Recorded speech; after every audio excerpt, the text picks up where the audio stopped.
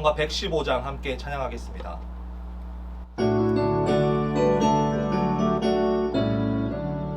기쁘다 주 오셨네 만 백성 맞으라 옥교회여 다 일어나 다 찬양하여라 다 찬양하여라 다 찬양하여라 구세주 탄생했으니 다 찬양하여라 이 세상에 만물들아 다 화답하여라 다 화답하여라 다 화답하여라 온 세상 죄를 사하며 주 예수 오셨네 죄와 슬픔 몰아내고 다 구원하시네 다 구원하시네 다 구원하시네 은혜와 진리 되신 주 다 주관하시니 만국 백성 구주 앞에 다 경배하여라 다 경배하여라 다 경배하여라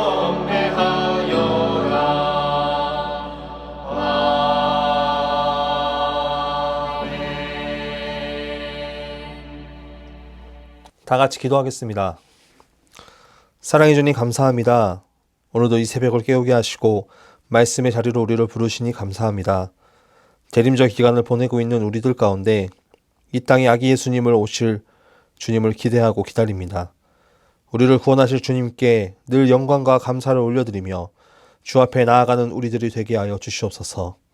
그러나 우리는 늘 죄 가운데 살아갑니다. 하나님께서 함께 하신다는 것을 믿지만 그 믿음은 늘 사라지고 죄로 얼룩진 삶을 살아가고 있습니다. 주님, 용서하여 주시옵소서. 늘 깨어 기도하게 하시고 죄로 인해 넘어지지 않도록 우리를 도와주시옵소서.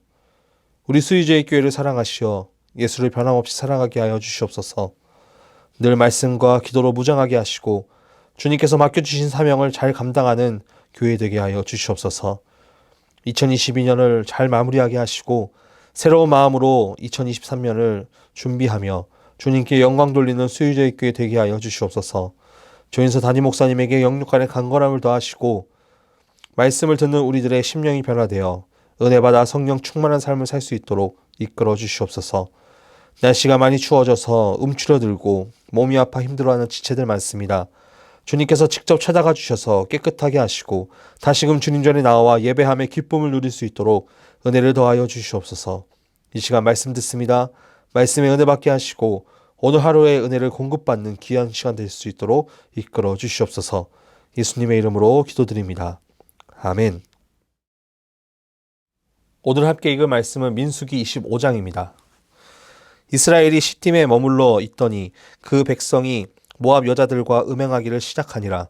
그 여자들이 자기 신들에게 제사할 때에 이스라엘 백성을 청하매 백성이 먹고 그들의 신들에게 절하므로 이스라엘이 바알 보엘에게 가담한지라.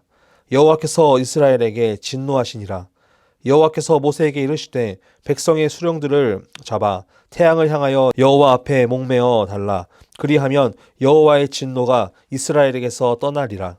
모세가 이스라엘 재판관들에게 이르되 너희는 각각 바알 보엘에게 가담한 사람들을 죽이라 하니라. 이스라엘 자손의 온 회중이 회막문에서 울 때에 이스라엘 자손 한 사람이 모세와 온 회중의 눈앞에 미디안의 한 여인을 데리고 그의 형제에게로 온지라. 제사장 아론의 손자 엘르아살의 아들 비느하스가 보고 회중 가운데에서 일어나 손에 창을 들고 그 이스라엘 남자를 따라 그의 막사에 들어가 이스라엘 남자와 그 여인의 배를 꿰뚫어서 두 사람을 죽이니 연병이 이스라엘 자손에게서 그쳤더라. 그 연병으로 죽은 자가 24,000명이었더라. 여호와께서 모세에게 말씀하여 이르시되 제사장 아론의 손자 엘르아살의 아들 비느하스가 내 질투심으로 질투하여 이스라엘 자손 중에서 내 노를 돌이켜서 내 질투심으로 그들을 소멸하지 않게 하였도다. 그러므로 말하라. 내가 그에게 내 평화와 언약을 주리니 그와 그의 후손에게 영원한 제사장 직분의 언약이라. 그가 그의 하나님을 위하여 질투하여 이스라엘 자손을 속죄하였음이니라. 죽임을 당한 이스라엘 남자 곧 미디안 여인과 함께 죽임을 당한 자의 이름은 시므리니 살로의 아들이요 시므온인의 조상의 가문 중 한 지도자이며 죽임을 당한 미디안 여인의 이름은 고스비이니 수르의 딸이라. 수르는 미디안 백성의 한 조상의 가문의 수령이었더라. 여호와께서 모세에게 말씀하여 이르시되 미디안인들을 대적하여 그들을 치라. 이는 그들이 속임수로 너희를 대적하되 부올의 일과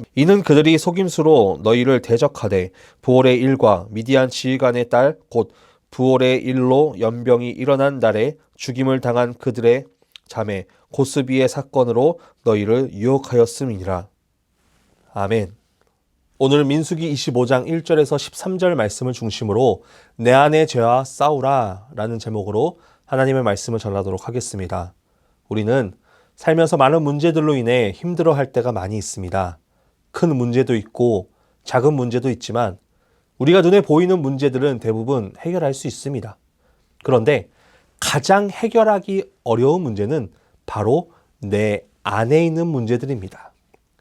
왜 해결하기 어렵냐면 눈에 보이지 않기 때문입니다. 나에게 부족한 면이 있는데 우리는 그것을 제대로 깨닫지 못하고 꿰뚫어 보지 못합니다. 남들이 그 부분을 이야기해줘도 우리는 인정하지 않을 때가 많기 때문입니다. 겉에 있는 문제들은 잘 해결도 되지만 내 안에 있는 문제들은 해결하기 어렵다는 것입니다. 하나님께서 이스라엘 백성들을 출애굽시키시고 하나님의 백성으로 불러주십니다. 하나님의 백성이라고 하면 그들의 삶은 하나님만 바라고 하나님께만 구하고 하나님의 명령만 따라 순종하며 살아가야 됩니다. 그들에게 있어서 유일하게 믿어야 할 분은 오직 하나님밖에 없다는 것입니다.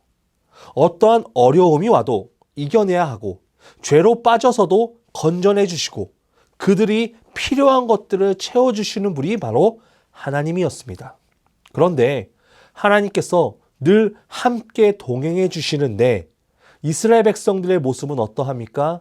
불평불만하며 하나님을 따르기보단 죄의 길로 빠져가는 모습을 우리는 보게 됩니다. 이전 말씀에 모압 왕 발락이 발람을 통해서 이스라엘 백성들을 저주하려 했으면 3번 다 실패합니다. 발람은 도리어 이스라엘을 저주하기보단 축복을 하게 됩니다. 하나님이 사랑하시는 백성에게는 어떠한 방법으로도 해할 수 없었기 때문입니다. 하나님의 백성을 시험하고 해하려 하는 것은 영적 전쟁입니다. 지금 이스라엘은 광야 생활을 하며 계속해서 하고 있는 것이 바로 영적 전쟁입니다. 광야를 지나 가나안으로 들어가는 그 전쟁, 사람의 창이나 칼이 아니라 거룩함의 정도가 얼마나 되는지도 중요하다는 것입니다. 이방신들이 하나님을 대적하려고 해도 그런 방법은 없습니다. 왜냐하면 천지 만물을 창조하신 하나님을 어떻게 피조물이 만든 이방신들이 해할 수 있겠습니까? 그런 하나님이 택하신 백성, 이스라엘 백성들과 함께 동행하시니 그들에게는 두려울 것이 없었습니다. 우리는 하나님을 믿을 때 중요한 사실이 있습니다. 한 가지는 우리를 창조하신 하나님이시라는 것을 믿는 것, 나와 늘 함께 하시고 동행하시고 우리의 하나님의 말씀을 우리를 통해서 이루신다는 것을 믿은 것, 이렇게 하나님을 믿을 때 중요한 사실입니다. 그럴 때 우리의 삶은 어떻게 됩니까? 내 영혼이 안전하다는 것을 느끼게 됩니다. 어떠한 대적에게도 흔들리지 않고 견고히 세워질 수 있게 됩니다. 오늘 말씀을 보니 이스라엘 백성들은 전능하신 하나님을 믿습니다. 그런데 그 마음이 식어지게 되는 것을 보게 됩니다. 발람을 통해서 저주하려고 했지만 하나님께서 함께 하시니 백성들은 안전했습니다. 그러나 오늘 본문을 보니까 이스라엘 백성들 철저하게 무너지는 모습을 보여주게 됩니다. 1절 말씀에 이렇게 기록되어 있습니다. 이스라엘이 시딤에 머물러 있더니 그 백성이 모압 여자들과 음행하기를 시작하니라. 아멘. 시딤은 아카시아 나무란 뜻으로 모압 평원 북단에 위치한 지역입니다. 이곳은 출애굽한 이스라엘 민족이 광야 생활 중에 마지막으로 지친 곳이고 모세가 신명기에 언급된 고별 설교와 율법의 전승을 행하기도 한 곳입니다. 또 이곳은 여호수아가 가나안 정복에 따른 작전 계획과 정탐꾼을 파견한 곳이기도 합니다. 이곳에서 이스라엘 백성들이 모압 여자들과 음행하기를 시작했다라고 기록하고 있습니다. 이스라엘 백성들이 음행했다라는 본문은 이것이 처음입니다.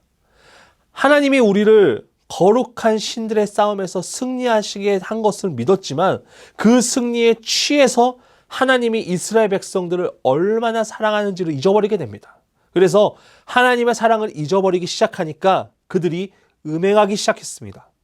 하나님의 사랑을 잊어버리니 그들은 인간적인 사랑에 눈을 뜨게 되고 육체적인 쾌락을 쫓는 음행을 저지르고 만 것입니다.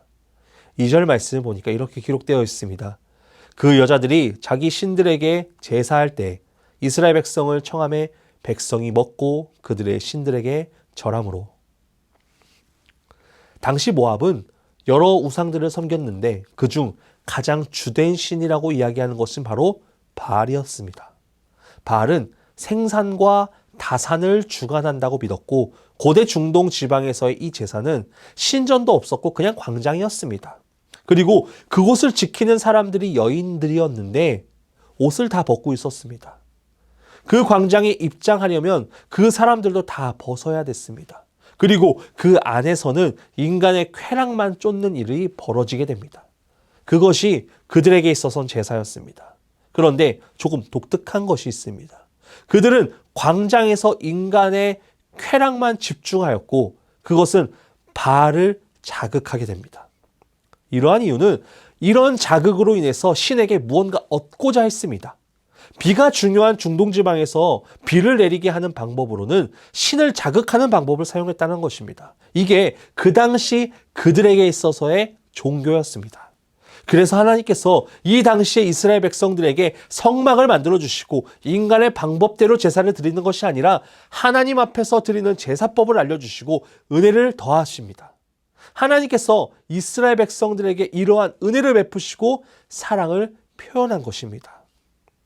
그런데 이스라엘 백성들 그 사랑 버립니다.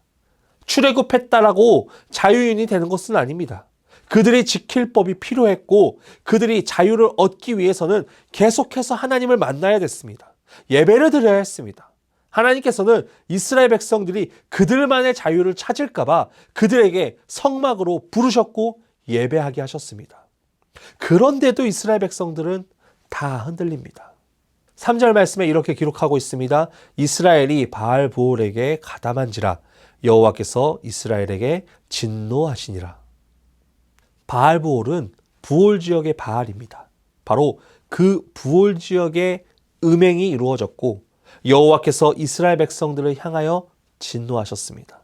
그런데 더 충격적인 것은 모압 여인들이 이스라엘을 초청할 때 그냥 백성들을 초청한 것이 아니라 말씀을 보니까 수령이라고 말하고 있습니다. 이들은 이스라엘의 백성들의 지도자입니다. 지도자들이 음행에 빠졌습니다. 여러분, 사람이 보기 좋은 것은 소문이 아주 빨리 납니다. 나쁜 짓은 사람을 자극하게 만들고 빠르게 입소문이 타게 됩니다. 지도자들이 음행에 빠졌으니 음행에 빠진 사람들도 점점 많아지기 시작합니다. 그렇게 하나님께서 그들을 공개적으로 심판하시고 9절 말씀에 보니까 죽은 자가 24,000명이나 된다고 기록하고 있습니다. 이스라엘 백성들 장정만 60만 명이었습니다. 다 합치고 보니까 한 200만 명쯤 된다라고 말하는데 그 중에 24,000명이라고 한다면 100명 중 1명이 죽은 것입니다. 이스라엘 40년, 광야 38년 동안의 그 방황 시기에 이만큼 죽은 적은 없습니다. 왜 이런 일이 일어나겠습니까? 외부에서의 공격이 아니라 내부에서 죄가 일어났기 때문입니다. 우리는 우리 안의 죄로 무너지는 모습을 보게 됩니다. 하나님을 믿는다라고 고백하지만 아직도 하나님을 그저 램프의 요정으로만 생각하고 우리의 필요를 채우는 신으로만 생각하고 있을 때가 많이 있습니다. 우리 스스로가 하나님을 낮추고 하나님을 쓰고 버리는 경우가 많습니다. 우리는 돌이켜 회개함으로 주 앞에 나아가야 합니다. 말씀에서도 보니 6절 말씀에 온 회중이 회막문에서 울 때 기록하고 있습니다. 죄로 인해 심판을 받았으니 회개합니다. 그런데 어떤 일이 일어날까요? 이 와중에서도 이스라엘 자손 한 사람이 온 회중 앞에 미디안 한 여인을 데리고 옵니다.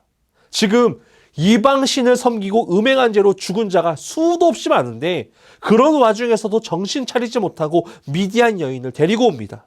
그때 아론의 손자 엘르아살의 아들 비느하스가 쿰 일어나 회중 가운데서 일어납니다. 하나님이 음행으로 분노한 상황 가운데 이방 여인과 음행하기 위해서 진영으로 당당히 걸어온 것을 보고 비느하스는 분노합니다. 8절 말씀에 그의 막사로 들어갑니다. 이 당시 막사는 이스라엘의 장막이 아닙니다. 둥근 천막처럼 되어서 부유계층이 소유했던 곳이고 그리고 귀부인들의 침실로도 사용했던 곳이라고 합니다. 학자들은 그곳에 시딤에서 바알볼에게 절하는 우상의 사당일 것이라고 생각합니다. 하나님이 거하시는 그 진영 안에 음행하기 위한 장소까지도 따로 마련한 것입니다. 그리고 지도자가 음행하려고 그 막사에 들어갈 때 비느하스는 창을 들어 남자와 여자의 배를 꿰뚫어 죽이게 됩니다. 그때 어떻게 됩니까? 하나님의 진노, 연병이 그치게 됩니다. 비느하스가 창으로 뚫은 것은 남녀의 배였지만 그의 행동은 우상을 섬기던 막사를 뚫은 것입니다. 하나님께서는 그를 높이 평가하십니다. 그리고 13절 말씀처럼 그와 그의 후손에게 영원한 제사장 직분의 언약이라 그가 그의 하나님을 위하여 질투하여 이스라엘 자손을 속죄하였음이니라. 아멘.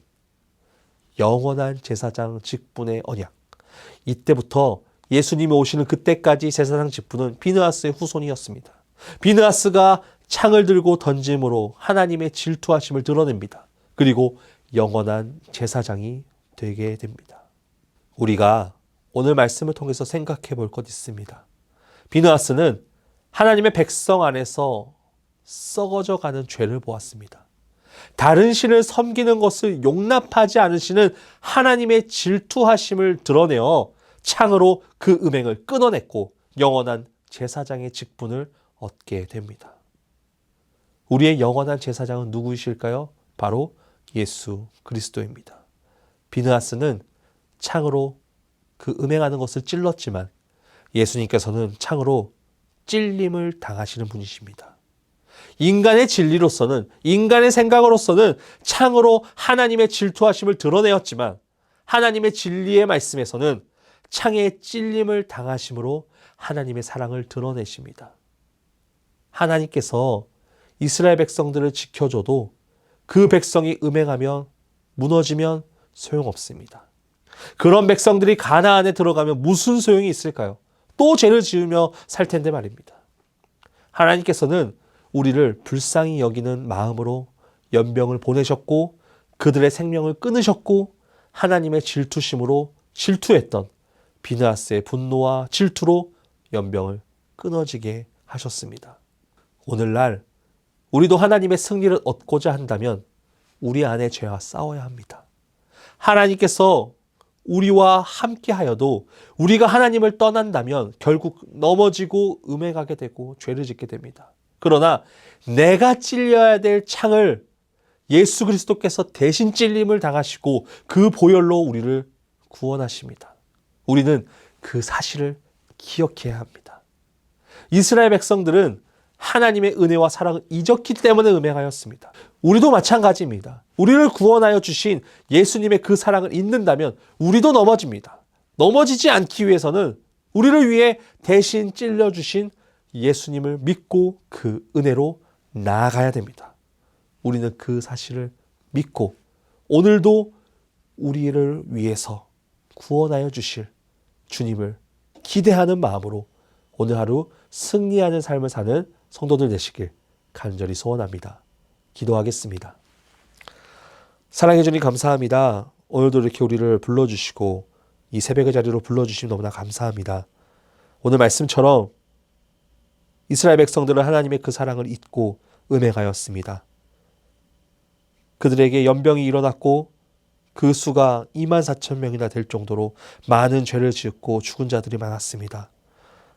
비느하스는 하나님의 그 질투하심을 드러내어 그 음행을 끊기 위하여 창을 던졌습니다. 우리는 그런 음행을 저지르지 않기 위하여서 열심을 다하여서 내 안에 있는 죄들을 다 회개함으로 주 앞에 나아가게 하여 주시옵소서.